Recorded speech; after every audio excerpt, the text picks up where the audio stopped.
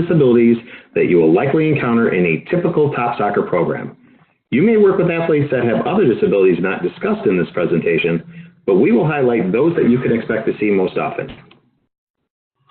Most disabilities can be classified as either physical or non-physical in nature. Non-physical disabilities are those that affect the internal processing functions of information being received and how responses are being conveyed outwardly. They are cognitive or developmental in nature. Non-physical disabilities include, but are not limited to, autism spectrum disorder, Down syndrome, ADHD. Non-physical disabilities typically make up the majority of player disabilities in most top soccer programs. Physical or orthopedic disabilities are those that impair or restrict an athlete's ability to move or take in sensory information. Cognitive functionality often remains at a range typical of their able-bodied peers. Physical disabilities include, among others, cerebral palsy, traumatic brain injury, muscular dystrophy, visual impairments, and oral impairments. Autism spectrum disorders are a group of developmental disabilities defined by significant impairments in social interaction, communication, and the presence of unusual behaviors and interests. The thinking and learning abilities vary from gifted to severely challenged. Characteristics may also include a preoccupation on or focus on specific things, heightened sensory systems, problems with sequencing, doing things in a certain order. While athletes on the spectrum may share similar traits, they often are very different from each other and may require an individualized approach towards their learning styles and interaction for best results.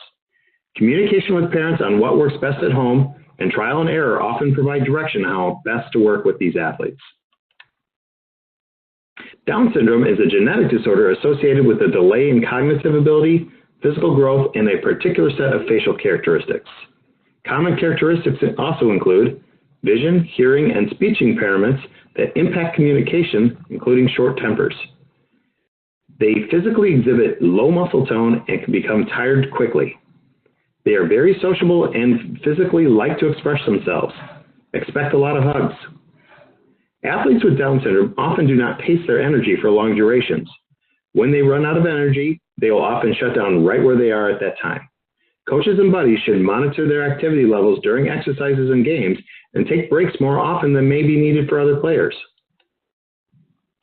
Attention deficit hyperactivity disorder, or ADHD, is a chronic condition marked by a persistent, developmentally inappropriate levels of inattention, impulsivity, and hyperactivity. Characteristics may also include poor organizational skills, being easily distracted, and stimulation-seeking tendencies. ADHD players can often be at a higher technical playing ability level than most of their top soccer teammates and may require more challenging progression in exercises and responsibilities in games to keep them excited to play. There are several other disabilities that may impact the player's ability to self-regulate or control their emotions, which are often viewed as acting out or misbehaving. Many are related to various sensory processing disorders. These players may exhibit a wide range of emotions and behaviors that can be difficult to predict. When they become frustrated, it generally becomes very noticeable to all. They may become easily agitated, and the triggers can vary. They can be difficult to reason with once they have become triggered, but most are very capable of a high level of play. Players with these characteristics can be more challenging for coaches and buddies since behavior can vary from week to week with different triggers to be concerned about.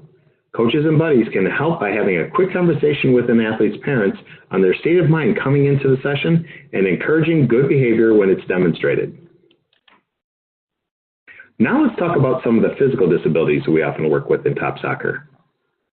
Cerebral palsy, often referred to as simply as CP, is a disorder that affects muscle tone, movement, or posture caused by brain damage acquired either before, during, or following childbirth. It is not a progressive or degenerative disorder, meaning it does not improve or get worse over time. Characteristics may include impaired motor control, balance and coordination, difficulties in speech. They are often quick to dehydrate and experience fatigue, and they are strong socially and cognitively. Players with CP may wear braces, and buddies should be prepared to provide support and stability if needed. It is important to remind everyone that while speech may provide some difficulty, their understanding is still at a high level and should be spoken to in a manner similar of their neurotypical teens. Traumatic brain injury, or TBI, is a permanent or temporary impairment of cognitive, physical, and psychosocial function resulting from a bump, blow, jolt, or penetrating head injury. These injuries may be the result of motor vehicle accidents, severe slips, trips, or falls. The extent of the injuries can range in scope from mild, like a concussion, to severe, for example, memory loss. Muscular dystrophy is a group of muscle diseases that result in an increased weakening and breakdown of skeletal muscles over time. It is a generalized description of a group of about 30 different disorders, usually classified into 9 main categories or types. Utilizing physical therapy, braces, and corrective surgery may help some of these symptoms. Other common physical disabilities include visual and oral impairments. Visual impairments can vary from slight impairment to total blindness. Visually impaired athletes can be very high functioning in their other senses and cognitive abilities. It is recommended to have more than one buddy working with a player with visual impairment. One buddy can interact directly with the player while the other player can focus on their safety.